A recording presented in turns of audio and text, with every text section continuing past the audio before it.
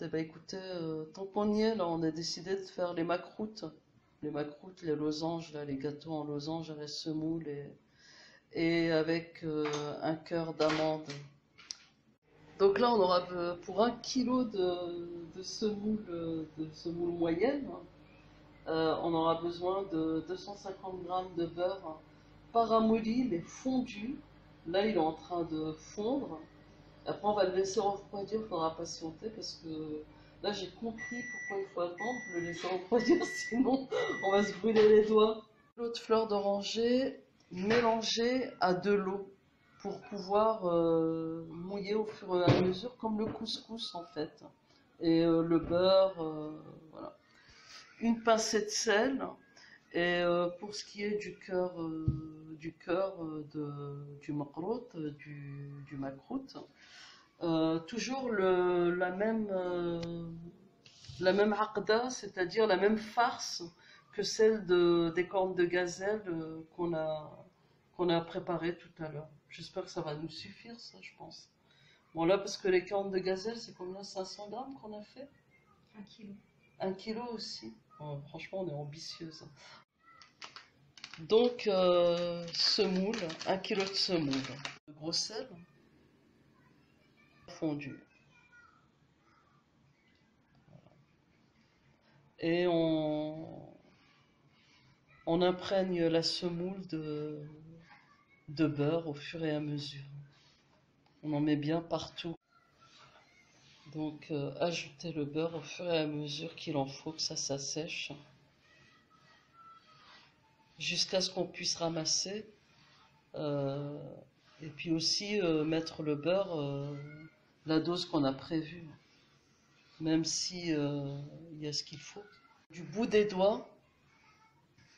Toujours hein, du bout des doigts. Bon, là, tu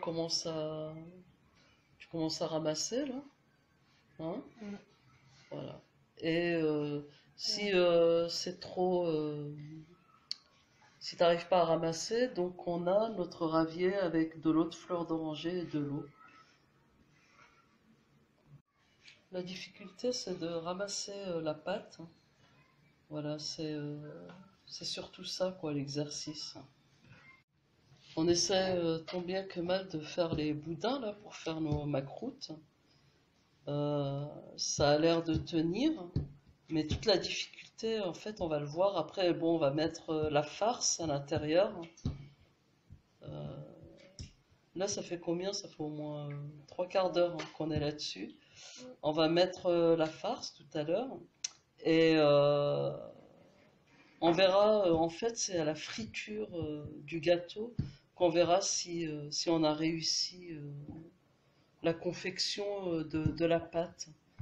Donc les boudins sont faits et j'en ai déjà fait un et ça s'est pas effrité, regardez. Grâce à mon qalb, c'est comment on appelle ça, un modèle.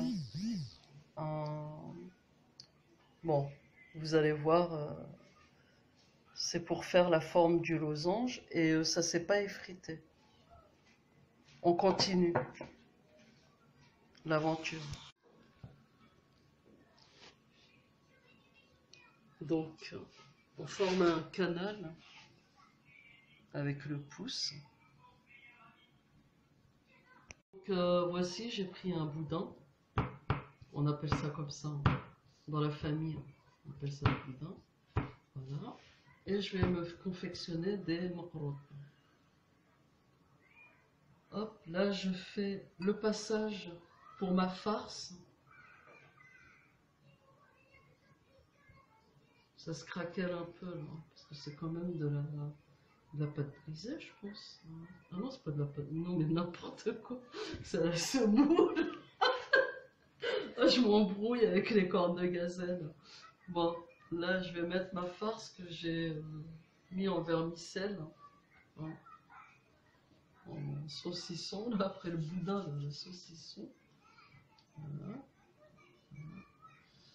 Et je donne un petit peu, enfin, tu vois là, ce geste, c'est un geste qu'elle faisait, ma grand-mère, qui me revient là, tu vois. Je me dis, ouais, tu t'en souviens pas. Et là, je ramène.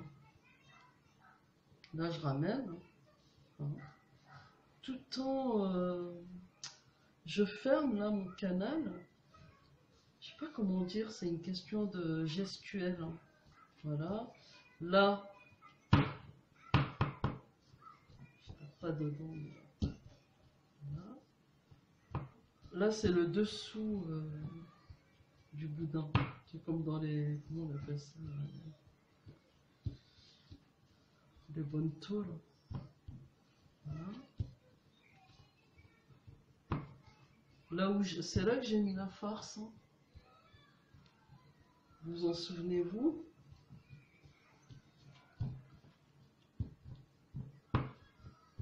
Là, je prends le modèle, le qalb, pour faire mon makrout. Voilà, j'appuie pour avoir mon modèle. Je coupe sur les bords.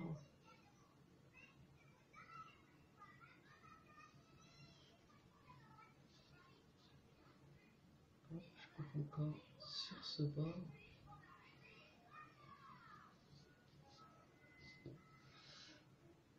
Sur le côté.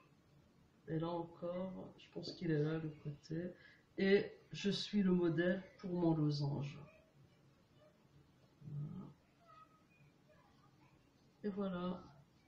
J'attends donc que mon miel devienne liquide pour y tremper mon makrout. Je pose le makrout dans la friteuse, là, improvisée. Et là, c'est le moment fatidique, hein, parce que s'il s'effrite, s'il s'ouvre, là, c'est que c'est foutu, c'est même pas la peine, on jette tout.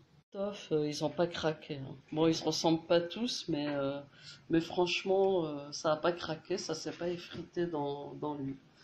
Bon, bah, on va les frire et après, ça va être l'opération miel. Le makrout donc est prêt et maintenant il faut que je l'époussiette et je vais le faire tremper dans du miel que je vais mettre dans une casserole. Et après, une fois que j'ai mis le miel, je le mets dans la passoire, le makrout. L'opération miel doit être faite dans la foulée, hein, une fois que le makrout a tiédi, une fois qu'il est cuit et tiédi, et sinon il s'en imprègne pas, il s'imprègne pas du miel. Voilà, donc là je fais chauffer le miel. Il va fondre, c'est du miel crémeux. Et je vais tremper donc chaque makrout à l'intérieur. Et voici donc dans le miel. Je les retourne. Bon, le feu est éteint, bien sûr. Mais le miel est chauffé. Et donc je le retourne. Et tout à l'heure, on va voir le résultat. Donc après, je mets dans une passoire. C'est bon, l'opération miel est terminée. Voilà, on a mis du miel sur notre makrout. Donc voilà, ça fait plaisir. De toute façon, bah, je vais pas vous dire bon appétit, hein, parce que bon appétit. Il faudrait qu'on se voit pour que je vous les fasse goûter.